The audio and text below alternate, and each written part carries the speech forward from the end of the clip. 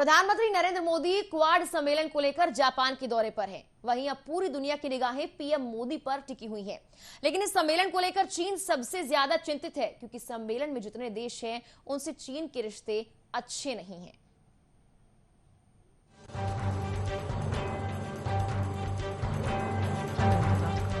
PM Modi 24 मई को Japan में होने वाले क्वाड सम्मेलन में हिस्सा लेंगे, जिसको लेकर चीन में खौफ है, क्योंकि क्वाड में शामिल चारों देशों से चीन के रिश्ते कुछ अच्छे नहीं। चीन क्वाड को छोटा नाटो मानता है। बता दें कि क्वाड में भारत, अमेरिका, जापान, ऑस्ट्रेलिया जैसे देश शामिल हैं। इसमें भारत इकलौता ऐसा देश है जिसकी सीमाएं चीन से सटी हुई हैं। हालांकि भारत और चीन का एलएसी पर सीमा विवाद बीते कुछ सालों से तेज है। वहीं बात करें चीन के अमेरिका के साथ रिश्ते की, तो कोरोना काल के बाद से चीन और अमेरिका के रिश्ते भी कुछ अच्छे नहीं। दूसरी ओर जापान और ऑस्ट्रेलिया की बात करें तो जापान के साथ साउथ चाइना सी और ऑस्ट्रेलिया के साथ हिंद महासागर में चीन का विवाद है।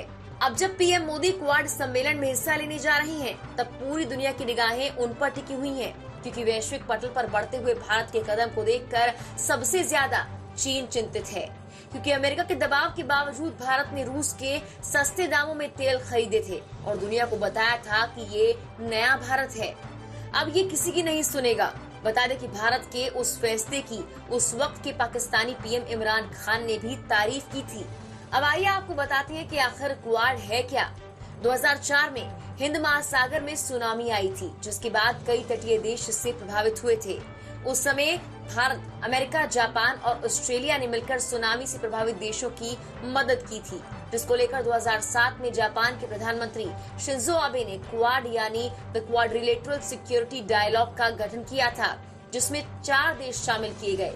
वहीं 2007 से 2010 के बीच हर साल क्वाड की बैठक होती रही, लेकिन इसके बाद चीन ने ऑस्ट्रेलिया पर दबाव डाला, जिसके कारण ऑस्ट्रेलिया इस सम्मेलन में 2017 तक कतराता रहा। लेकिन 2017 से फिर से चारों देशों के राष्ट्र अध्यक्षों ने मिलकर क्वाड को मजबूत करने का फैसला किया। बता दें, पिछले साल हुई क्वाड सम्मेलन की बैठक में दुनिया की चुनौतियों से एक साथ मिलकर निपटने के लिए चारों देशों ने संकेत दिए हैं। Bureau report, news watch India. रूस यूक्रेन युद्ध के बीच कई खेमों में बटी दिख रही दुनिया में अब तक का सबसे बड़ा जियोपॉलिटिकल गेम शुरू हो चुका है, और इस गेम को रोचक बना दिया है ब्रिटिश मंत्री ने। ऐसा क्या कह दिया उन्होंने कि जिससे चाइना को मिर्ची लग गई है। एक रिपोर्ट आप देखिए।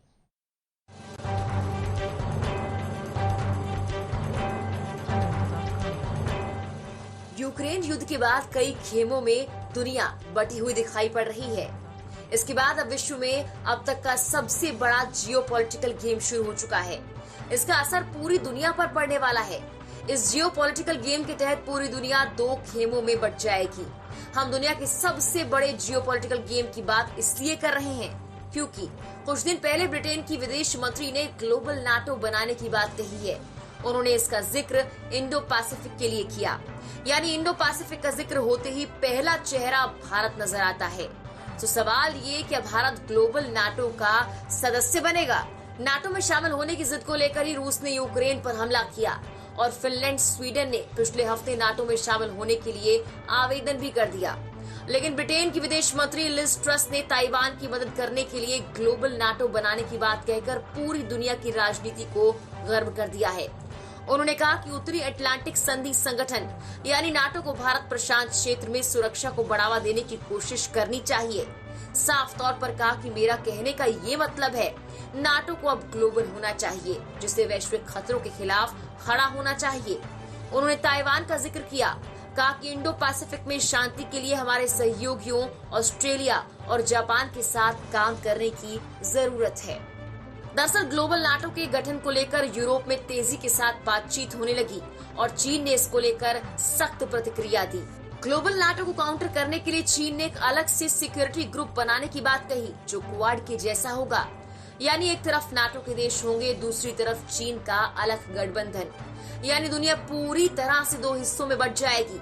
चीन के राष्ट्रपति शी जिनपिंग एक नया वैश्विक सुरक्षा प्रस्ताव लेकर आए हैं, जिसमें इंडो पैसिफिक रणनीति के तर्क के साथ साथ ऑस्ट्रेलिया, जापान, भारत और संयुक्त राज्य अमेरिका से जुड़े क्वाड पर भी सवाल उठाया गया, शी जिनपिंग ने पिछले महीने 21 अप्रैल को चीन में एशिया के वार्षिक सम्मेलन के लिए बोआओ फोरम में एक नई वैश्विक सुरक्षा पहल का प्रस्ताव रखा, जिसमें उन्होंने शीत युद्ध की मानसिकता, वर्चस्ववाद और सत्ता की राजनीतिकरण को ऐसे मुद्दों से काउंटर किया और कहा कि ये विश्व शांति को खतरे में डालेंगे। जिसमें उन्होंने शीत युद्ध की मानसिकता, वर्चस्ववाद और सत्ता का राजनीतिकरण ऐसे मुद्दों को काउंटर किया और कहा ये विश्व शांति को खतरे में डालेंगे, सुरक्षा चुनौतियों को बढ़ाएंगे।